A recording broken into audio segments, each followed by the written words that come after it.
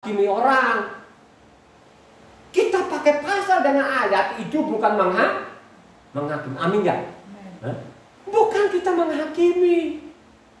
You know? Setiap namanya Sabtu itu saya bilang berbahagialah orang yang namanya menguduskan Sabat. Ya? Yang tidak menguduskan Sabat itu dihukum.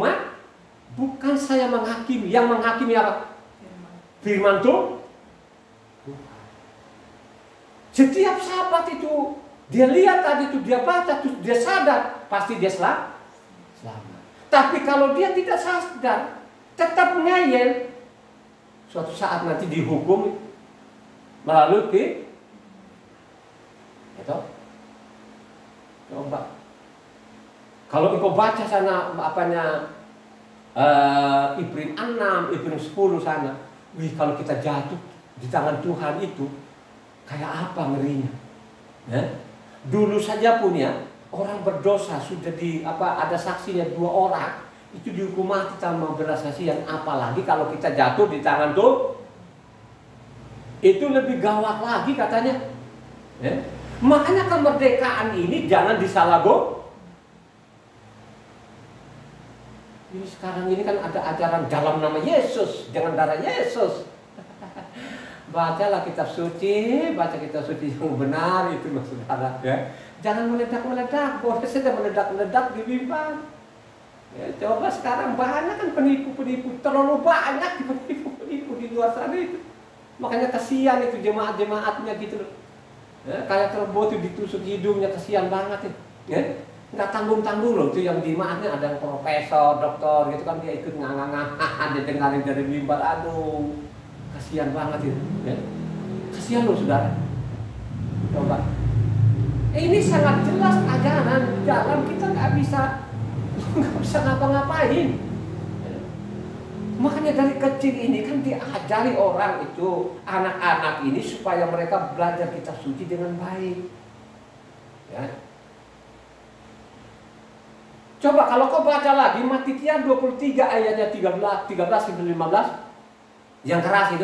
Makanya saya mengatakan tadi, ini yang kita baca tadi ini namanya selumbar dengan balok ini atau orang-orang munafik ini ditujukan kepada imam-imam ini. Dia tidak tujukan kepada namanya orang Israel umumnya. Ini kan imam-imam pengajar ini. Makanya coba kalau kau baca tadi Matitia 23. Dari ayatnya 13 sampai 15. Hai kamu orang-orang munafik, karena kamu menutup pintu-pintu kerajaan sorga di depan orang, sebab kamu sendiri tidak masuk dan kamu merintangi mereka yang berusaha untuk masuk. Celakalah kamu, hai ahli Torah dan orang-orang Farisi, hai kamu orang-orang munafik, sebab kamu menelan rumah janda-janda, sedang kamu mengelabui mata orang dengan doa yang panjang-panjang. Sebab itu kamu pasti akan menerima hukuman yang lebih berat. Celakalah kamu, hai ahli Torah dan orang-orang Farisi, hai kamu orang-orang munafik, sebab kamu mengarungi lautan dan menjelajah daratan untuk mentobatkan satu orang saja menjadi penganut agamamu, dan sesudah ia bertobat, kamu menjadikan dia orang neraka yang 2 kali lebih jahat daripada kamu sendiri. Apa sekarang saudara? Kalau namanya orang buta menuduh sama orang buta, dua-duanya masuk. Kau menobatkan satu orang jadi pengikut agamamu, akhirnya apa? Dia lebih jahat dari kamu. Coba lah sekarang sudah dia begini-begini. Waduh. Ya? Orang tanpa membaca kitab suci saudara masuk jebakan itu tadi. Tidak? Coba. Yerusalem itu dibangun begitu megah loh saudara. Ya? Dibangun Salomo dari emas enggak? Ya? Sampai-sampai namanya Ratu Ethiopia ini, ya, Ratu Ethiopia ini sampai terengah-engah melihat yang dia lakukan. Waduh, Salomo ternyata itu yang saya dengar tidak seluruh, tidak sepenuhnya, baru namanya sepak. Ternyata ini waduh. Maka dalam hati mudah-mudahan betul-betul Salomo, kau ikutin terus Tuhanmu. Tuhanmu itu luar biasa. Tidak ada tanding, tidak ada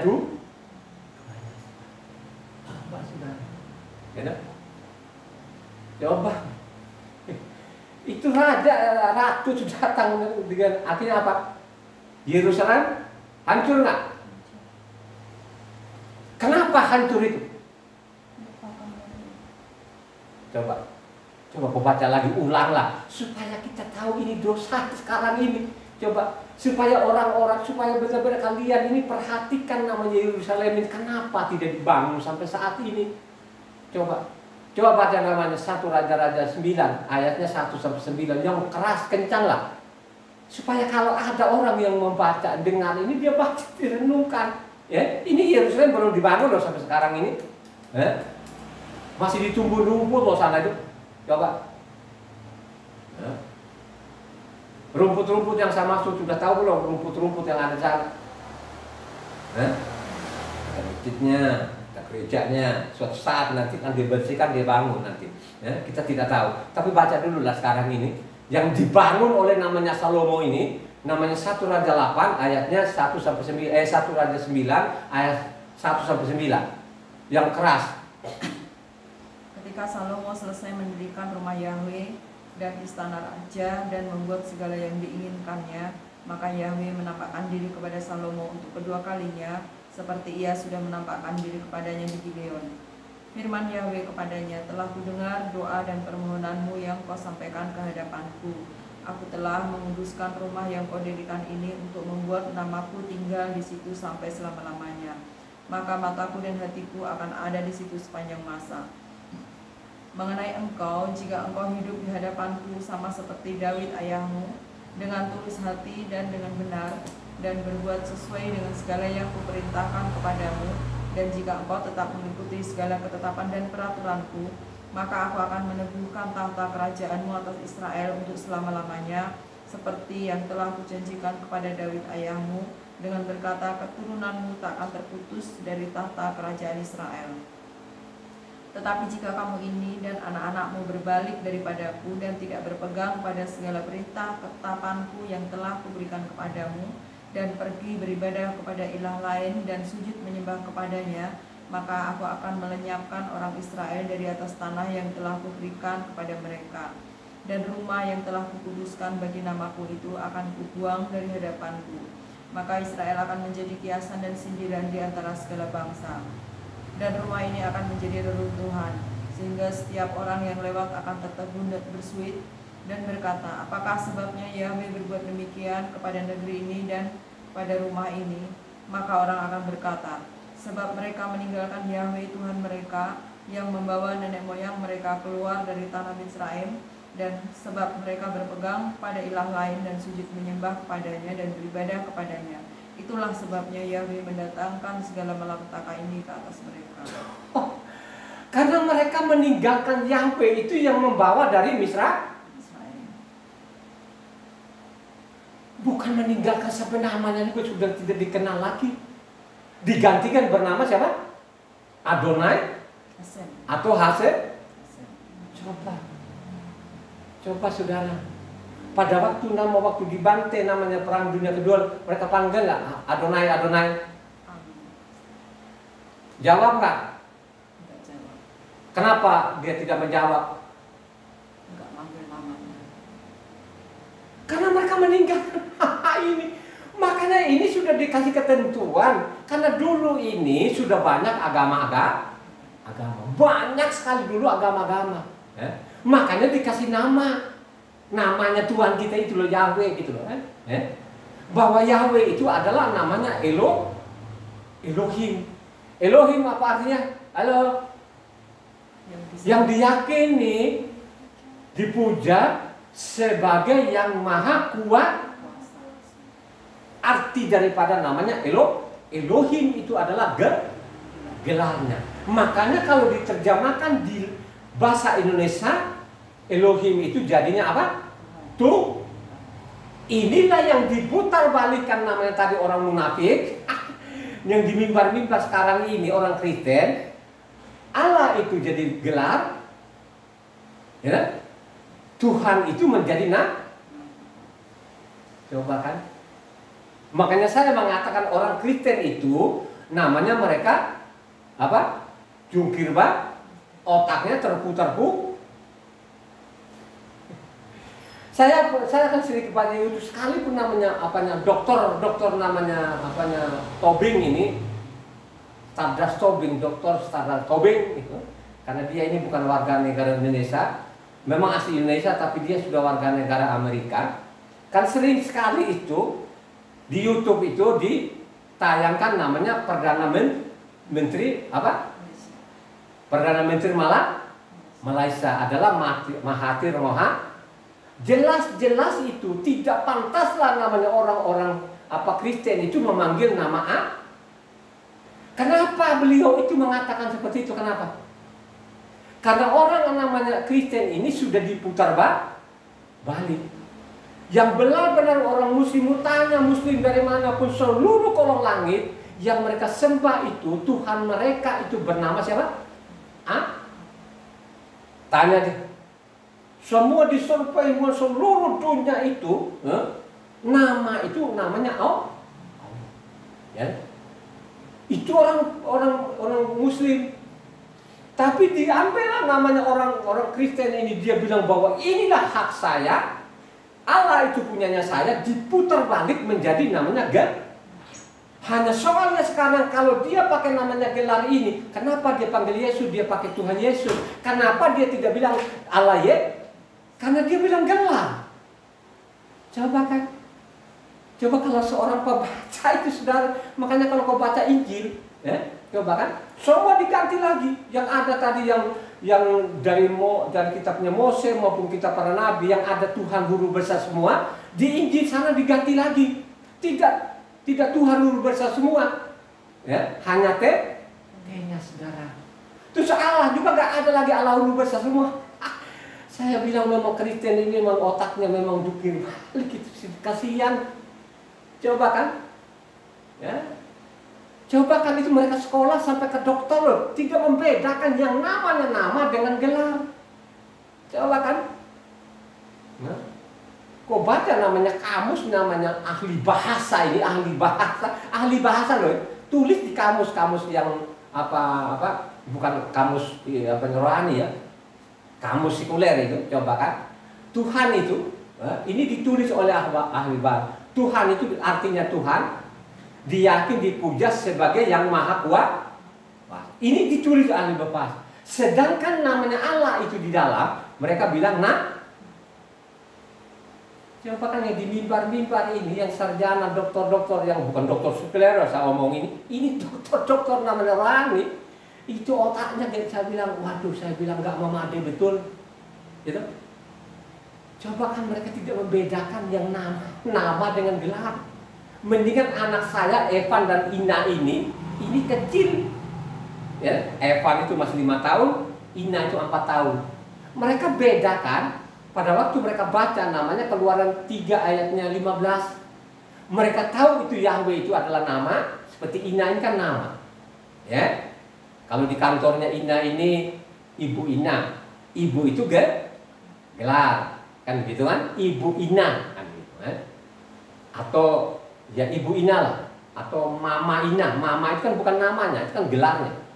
Atau kalau Ina itu jadi bupati, ya, Bupati Ina Luku kan, Bupati itu gelarnya, kan gitu. Ina Luku itu tapi kalau namanya dokter Chris, saya bilang celokok betul. Ini yang diharapkan ini. Itulah yang dikatakan tadi ini. Hai orang-orang munafik, keluarkan dulu balok di matamu itu. Ya, sebelum lu ambil serumpat di mata saudara, keluarkan dulu balok-balok di matamu itu. Ya. Makanya orang Kristen sekarang itu, ya sudah saya katakan tadi, ya, perempuan itu tidak diizinkan untuk mengajar. Sekarang di mimbar-mimbar dikuasai oleh, makanya saya bilang kalau ada namanya pada waktu perempuannya khotbah terus lakinya nganga dia dengar, aduh memang laki goblok betul itu. Ya itulah akibat tidak pernah membaca kitab suci. Coba kan, akhirnya apa? Saya mas atau bapak lah, saya bapak, saya akan melayani Tuhan. Ya, saya terbeban, sana anaknya ditinggal, rumah tangganya kagak urus. Coba kalau sudah seperti ini, apakah itu yang ajaran Tuhan? Ajaran Tuhan itu seorang istri itu harus Dia mengasihi suaminya, dia mengasihi anaknya. Mengasihi itu artinya anak itu kan diajarkan kebenaran tadi itu. Itu tugasnya, namanya perempuan. Jangan dibolak-balik. Sekarang di mimbar banyak sekali perempuan. Aduh, saya bilang, saya kalau mendengar perempuan itu kan, makanya saya di Sumba kan pernah dengar kan perempuan itu pada kematian mulu. Kematian keponakan saya perempuan juga, pada waktu usia saya meninggal perempuan juga, pada waktu diangkat itu saya elus-elus dan aduh kasihan deh. Nah, apa Neng, kalau saya ini melihat kau ambil khotbahmu tuh, waduh kasihan loh itu sebenarnya. Yang kalau orang baca kitab suci pada waktu itu sampai keponakan saya ini, pada waktu saya kasih tahu bahwa yang dikhotbahkan coba kau baca keseluruhan. Sampai bilang kalau saya tahu memang itu saya bunuh saja pendetanya itu, katanya. Sampai ngomong begitu, saudara. Coba, ya. Itu kan perempuan dikasih mimbar. Di dalam kitab suci tidak boleh gitu kan. Ini kerohaniannya, tidak boleh gitu. Makanya seorang namanya pengajar di mimbar itu dia seorang laki gitu kan. Karena dia imam. Makanya seorang laki itu di dalam tengah jadi imam. Jadi imam itu harus tiap hari baca kitab suci supaya ajarkan istrinya, istrinya dulu, anaknya dulu. Jangan berambisi sana sesuai namanya apa tadi? 1 Timotius berapa? Ya. Gembalakan dulu keluargamu sebelum kau galakan ke orang lain. Ya toh? Makanya mengatakan jangan hamba uang, hanya istri satu. Kalau sekarang, aduh saya bilang benar-benar Kristen gak memadai betul. Kawin cerai di mana-mana. Ya toh, coba. Termasuk juga pendetanya juga ada juga istrinya. Rokok betul-betul itu saudara. Ya. Bagaimana nggak mau begitu sekarang? Apalagi kalau namanya Jakarta ini kan. Wah, pelayanan mereka di hotel-hotel gitu kan, lu berdua-duaan terus mau ngapain di dalam? Terus dia bilang lagi perempuan tadi itu, Pak Pendeta tolong saya doain katanya coba. Pada waktu di umur kepalanya kan dia nggak mau. Bukan kepala saya yang sakit Pak Pendeta, dada saya yang sakit. Mendingan Pak Pendeta itu tumpangkan tangan di dadaku, karena di dadaku tuh ada yang sakit. Pada waktu dia tumpangin di dadanya itu apa yang terjadi? Halo? Didorong nggak? Ada nggak? Pernah terjadi nggak? Halo? Banyak itu saudara yang begitu-begitu itu saudara, gitu? Ya, coba kan? Seorang namanya gembala harus sederhana, gitu kan? Dia bukan hamba uang, dia harus memberi, dia harus beri rumahnya tumpangan. Jangan namanya mau nginjak aja, mau dudukin kursinya aja pun orang kadang-kadang dia lihat orang miskin boro-boro nanti dia mengurus. Kan begitu, coba. Ya. Itu yang dikatakan, hai orang-orang munafik. Keluarkan dulu itu. Palok di matamu. Palok itu bicara namanya pelanggaran demi pelanggaran, saudara. Ya.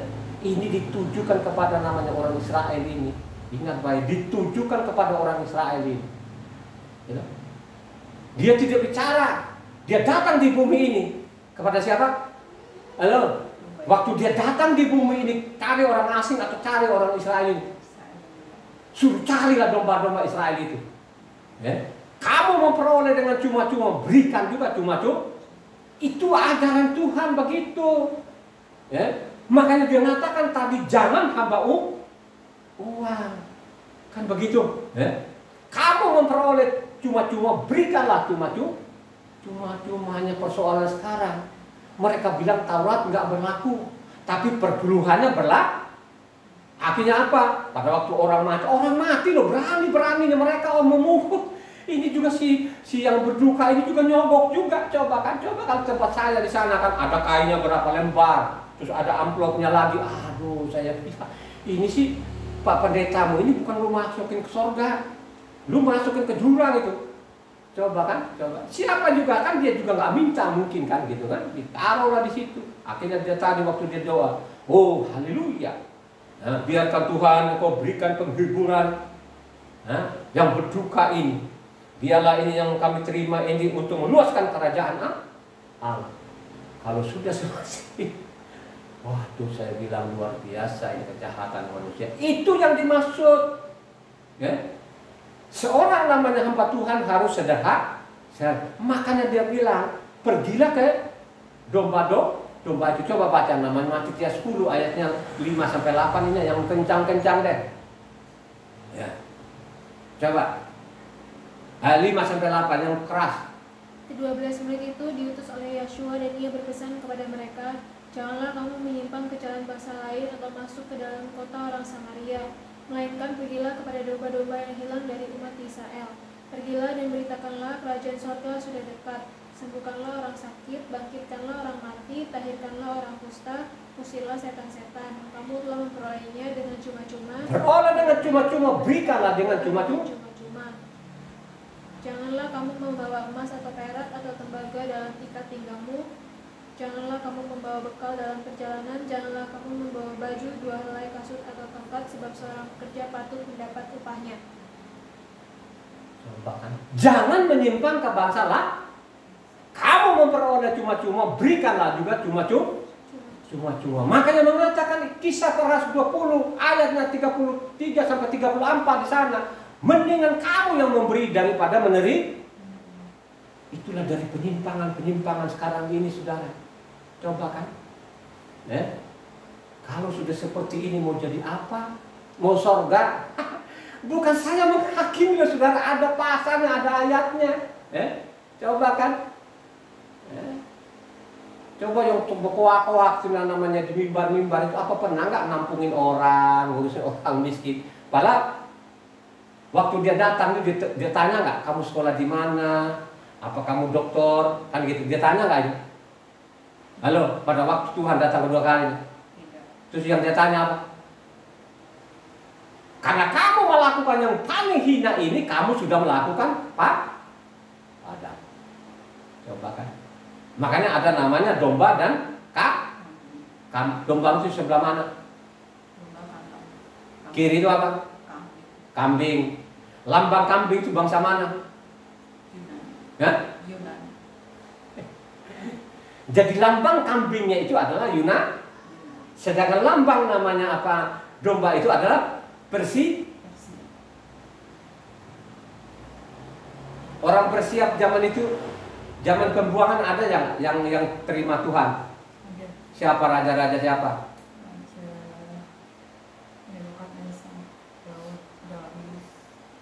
Ya.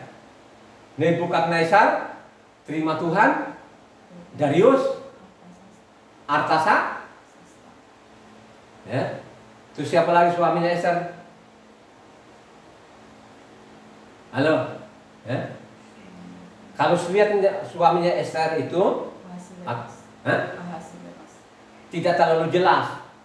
Tapi kan dia bela namanya orang Yahudi. Tapi yang jelas-jelas ini namanya Nebukadnezar ini yang merusak namanya Yerusalem itu. Siapa raja siapa? Yang hancurkan semua Yerusalem ini. Yang dibangun oleh Salomo tadi itu. Yang hancurkan siapa? Raja siapa? Nebukadnezar. Akhir hidupnya Nebukadnezar itu terima tuh. Pada waktu dikasih rumput kan. Makan rumput nggak Nebukadnezar itu? Sampai diperlakukan seperti namanya hewan. Ya, akhirnya dia sadar kan, dia terima hikmat dari surga sana, dia mengakui yang maha kuat. Artinya akhir hidupnya namanya Nebukadnezar, saudara. Termasuk Raja Darius ini, itu lagi luar biasa deh. Ya, raja-raja benar, itu namanya mereka domba. Di sana itu namanya lambangnya Yunan. Makanya sampai sekarang itu ya itu tadi. Tinggal lu pilih sekarang ini. Ini jelas loh ya. Lu mau pilih yang dari Yerusalem, Sion atau dari Yunani. Ini jelas loh. Ini nggak boleh tolak. Ini fakta. Bukan saya mengarang-arang, ya. Karena sekarang ini kalau kita baca namanya yang mereka bilang perjanjian baru, ya kan? Tulisannya tetap di dalam, tapi ajaran di mimbar berbeda sudah. Nama Tuhan diganti. Coba kita lihat kan Tuhan itu mereka ganti. Termasuk juga rasul-rasul di dalamnya, semua diganti namanya. Makanya sering saya angkat itu, yang saya paling geleng-geleng kepala, namanya Yakob itu, ya, dikasih namanya James. Coba bagaimana untuk menutup semua ini, menipu orang ini, saudara, ya, coba. Namanya Yakob ini bukan orang Yunani. Saya mau tanya, Yakob itu orang Yunani atau orang Israel? Ya? Coba di luar sana mereka ganti lagi namanya James, saudara. Coba di Eropa sana tanya saja lah namanya kitabnya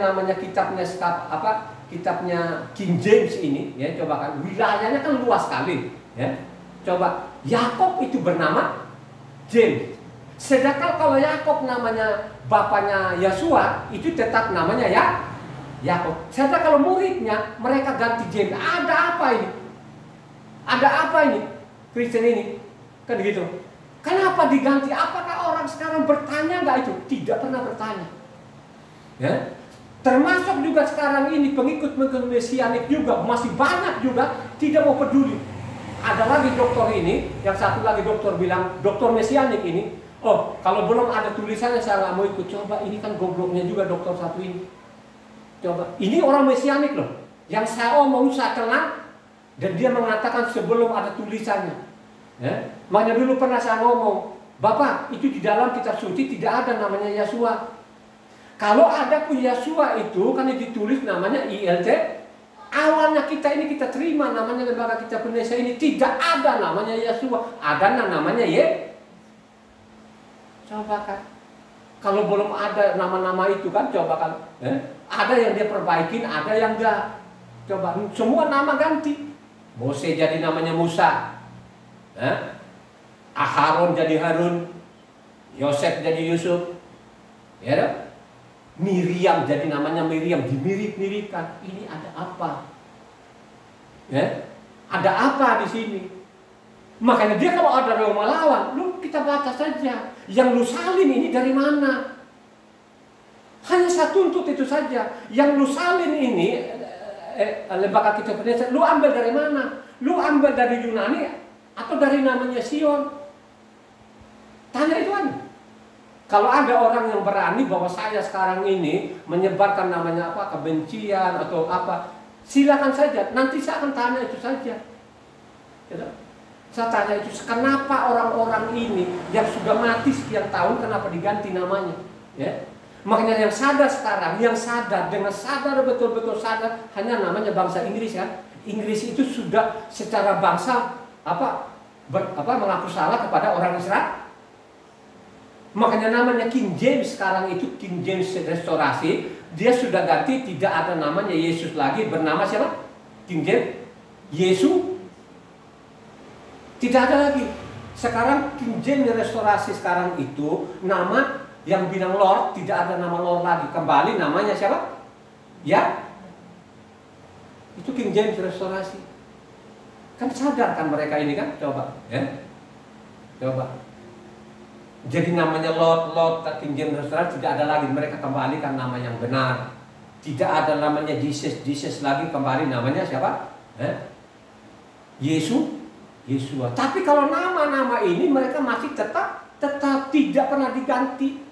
Coba, ini adalah kejahatan yang luar biasa. Coba, ini orang tokoh-tokoh besar loh, sekalipun mereka nelayan, ya, nelayan ini tokoh-tokoh besar. Coba kalau mengganti nama itu, coba kayak apa jadinya itu, ya. Coba kan namanya Matius, orang ini mati dari lahirnya sampai matinya kan dia mati ya. Terus di Indonesia dia bilang Matius, mungkin di Yunani juga Matius, di Eropa jadi Matius. Coba ini kan yang begini-begini. Ini yang dia katakan, hai kamu orang-orang durhaka apa? Kalau kita baca tadi Matitia lagi 23 sana, kamu orang durhaka, kamu menghalang-halangi orang, kamu sendiri gak masuk. Ya, lu tadi bilangnya lo, kalau kau baca di sana, kalau kita baca Matitia 23, yang dia kecam itu Matitia 23 orang biasa atau ahli-ahli ini. Dia bilang ahli-ahli Taurat, orang-orang Farisi itu orang ahli, ahlinya ahli. Orang Farisi ini bukan orang-orang biasa. Coba, kenapa dikecam seperti itu? Kenapa dibilang keluarkan balok di matamu? Kenapa seperti itu? Karena mereka tinggalkan namanya tinggalkan nggak Taurat. Tidak ada lagi yang melakukan Taurat. Ada tulisannya nggak? Coba kau baca namanya Yohanes 7 ayatnya 19 yang keras. Ya. Isi kitab suci ini dari kajiannya saya catat. Jadi kalau ada orang coba-coba protes, ketemu langsung sama saya. Ya, siapapun engkau. Ya. Tapi dengan kitab yang sama. Saya nggak mau namanya kitab dari Yunani, Eropa, nggak mau. Pakai saja yang lembaga kitab Indonesia ini. Saya tantang sama dia. Coba baca kita. Nah, tadi yang saya suruh mana?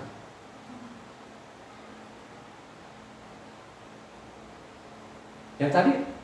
Nah, berarti kalian tidak perhatian. Mungkin sudah bosan. Kan tidak ada lagi yang melakukan Taurat katanya di mana? Tadi sudah saya ngomong. Yohanes 7 ayat 19. Makanya dicatat dong. Mose yang telah memberikan hukum Taurat kepadamu, namun tidak seorang pun di antara kamu yang melakukan hukum Taurat itu. Mengapa kamu berusaha menjadi? Tidak ada satu manusia yang melakukan Taurat lagi. Terus pada waktu itu dia bicara, pada waktu itu pegang kitab apa mereka? Halo? Kitab Inilah kejahatan dicatat namanya ini. Makanya kalau saya mengatakan kejahatan orang Israel itu ada catatan. Saya punya catatan. Selama 22 tahun itu saya teliti kitab suci, saya catat. Makanya siapa saja yang melawan saya, yang coba-coba yang melawan atau yang menuding-nuding saya, bawa kitab yang sama. Hanya saya butuh itu yang dari lembaga kitab Indonesia. Itu saja, pegang masing-masing. Ya, baru kita buka nanti. Ya, siapapun engkau, saya nggak usah pakai bahasa asing. Kalau lu bukan orang asing, kita orang Indonesia, pakai bahasa Indonesia aja, pakai kitab yang sama. Ya, karena memang di dalam kitab suci tuntut sama kita hanya tertulis, ya, hanya tertulis. Dan juga saya akan buktikan nanti bahwa zaman rasul-rasul itu tidak pernah ada ajaran lain kecuali namanya ajaran Taurat. Tidak pernah ada kata satu pun juga untuk bikin ibadah tidak pernah ada, tidak pernah diketemukan. Ya, rasul manapun tidak pernah ada. Semua rasul-rasul itu semua kembali kepada namanya hukumnya Tuhan Taurat. Ya, jadi ingat baik-baik ya, tidak pernah ada satu kata pun untuk namanya bikin ibadah baru seperti yang dilakukan namanya Yerobeam. Ya, tidak pernah ada. Ya, dan ingat sekali lagi saya peringatkan. Apa yang dilakukan Yerobeam itu sampai namanya Raja Hosea babak disitulah namanya utara itu dibersihkan, tidak ada lagi. Makanya itulah dikirimin itu dari mana-mana masuk lagi di utara itu di Samaria. Itulah zaman Yasua itu sehingga orang-orang Yahudi ini, ya, ini turunan namanya yang masih ada di Yerusalem itu masih terdeteksi adalah keturunan Yahuda maupun keturunan Benyamin, ya. Jadi tercatatlah nanti Rasul Saul itu keturunan dari Benyamin, karena memang ada perjanjiannya. Saya mencatat, saya ada perjanjian antara namanya keturunan Benyamin dengan Yahuda ini, ya. Siapa mereka yang berjanji ini? Raja Daud dan Yonatan, supaya keturunan kita itu tidak berlebih. Itulah betul-betul tadi itu perjanjiannya mereka di sana antara Daud dengan Yonatan ini terbuktilah sampai Yasua terdeteksi dari sana di kitab suci yang Injil ini masih kelihatan ada keturunan Yahuda maupun namanya Benyamin yang terdeteksi. Sedangkan yang lain ini sampai saat ini. Nah, sampai saat ini akan datang itu dia waktu dia berdamai nanti, makanya dia ambil semua seluruh dunia ini dikembalikan namanya ke tanah perjanji. Ya, makanya di sana nanti suatu saat dibersihkan semua. Ya, dia bersihkan semua nanti di sana. Misalnya ada gereja, ada masjid, tidak ada lagi dibersihkan semua. Maka nanti bait suci akan dibangun. Disitulah dia berdamai dengan orang Israel dengan Makanya dicatat baik-baik. Saya mencatat itu ada 3 orang di sini yang luar biasa. Siapa? Pertama adalah namanya Yashua bin Nun. Orang luar biasa nggak? Yashua bin Nun. Dia luar biasa. Siapa lagi? Habis Yashua bin Nun siapa lagi? Kaleb bin Yehu. Dia luar biasa nggak? Dia luar biasa. Siapa lagi? Habis dia siapa? Ada namanya Daud. Daud luar biasa nggak? Dia adalah namanya raja yang luar biasa. Ya. Dia adalah guru bangsa namanya Israel. Karena dia ini adalah dia raja. Selain raja, apalagi gelarnya dia? Dia seorang nabi. Ya. Daudlah benar-benar ini pesankan kepada anaknya supaya betul-betul menjaga namanya Taurat. Karena Daud sendiri dari kecil itu dia benar-benar bergaul dengan namanya hukum Tuhan. Ya? Jadi Daud ini dia bergaul dengan Tuhan itu melalui isi kitab sucinya, dia baca dan dia tahu. Ya? Makanya ada mazmurnya yang luar biasa. Saya senang sekali mazmur ini. Ya? Mazmur 19. Ya? Mazmur 19 itu ayatnya 7 sampai ke 11. Coba kau baca. Karena ini indah sekali bagaimana dia mengagumi hukum Tuhan. Ini seorang Daud, ya. Ini ada mazmurnya yang luar biasa ini. Mazmurnya sangat luar biasa ini. Bagaimana dia mencintai namanya Taurat ini. Coba baca yang keras. Dari 7 sampai ke berapa tadi? 11. Mazmur 19 ayatnya 7 sampai 11. Taurat Yahweh itu sempurna, menyegarkan jiwa. Peraturan Yahweh itu teguh, memberikan hikmat pada orang yang tak berpengalaman. Titah Yahweh itu tepat, menyukakan hati. Perintah Yahweh itu murni, membuat mata bercahaya. Takut akan Yahweh itu suci, tetap ada untuk selamanya. Hukum-hukum Yahweh itu benar, adil semuanya. Lebih indah daripada emas, bahkan daripada emas tua, dan lebih manis daripada madu, bahkan daripada madu tetesan dari sarang lebah. Jadi namanya apanya Taurat itu segala lebih daripada madu, lebih daripada itulah mazmurnya Daud. Kalau engkau baca lagi Mazmur 119 berapa ayat? Halo, yang tahu berapa ayat? 176. Sekalipun tidak dicatat di sana siapa pemasuk, saya yakin betul-betul dengan tadi Mazmur 19 tadi, saya yakin bahwa dia adalah Daud. Ya. Makanya dia bilang kalau saya tidak jadi kegemaranku ini, Tauratmu ini, makanya sudah saya mati. Kalau kau baca namanya Mazmur 119 ayat 92, Mazmur 119 ayat 92. Sekiranya Tauratmu tidak menjadi kegemaranku, maka aku telah binasa dalam sengsara. Saya yakin betul-betul ini karena dia waktu dikejar-kejar ini itu tahunan saudara, sampai 40 tahun dikejar-kejar mau dibunuh saudara. Maka kalau tidak jadi kegemaranku ini Taurat, sudah dari kemarin-kemarin sudah mati saudara. Maka oleh karena itulah dipesan kepada namanya anaknya Salomo itu supaya namanya menjaga ya. Kalau kau baca 1 Raja-Raja 2 di sana kan pesan kepada namanya Salomo itu supaya namanya menjaga namanya tapi berjalanlah waktu, akhirnya mereka menyimpang. Makanya tadi sudah dibacakan oleh Ina tadi Maliaki 2, ya. Disitulah mereka merusak namanya tatanan Tuhan sampai saat ini. Ya. Itulah yang dimaksud tadi itu, keluarkan dulu balok di matamu seperti baru engkau keluarkan selubar di mata saudara. Tujukan kepada namanya di mimbar itu. Ya. Marilah kau renungkan firman Tuhan ini, engkau catat dengan baik. Marilah engkau rendahkan hatimu ya. Engkau rendahkan hati, engkau ambil keputusan, engkau baca dari Kejadian sampai Wahyu. Dengan engkau baca dari Kejadian Wahyu, engkau ikutin apa yang tertulis, pasti engkau selamat. Tapi kalau engkau menyimpang dari hukum-hukum Tuhan, maka suatu saat akan dihukum oleh Tuhan. Ada pasal dan ada ayat. Mari kita tutup. Haleluya, terpuji-pujilah nama Tuhan.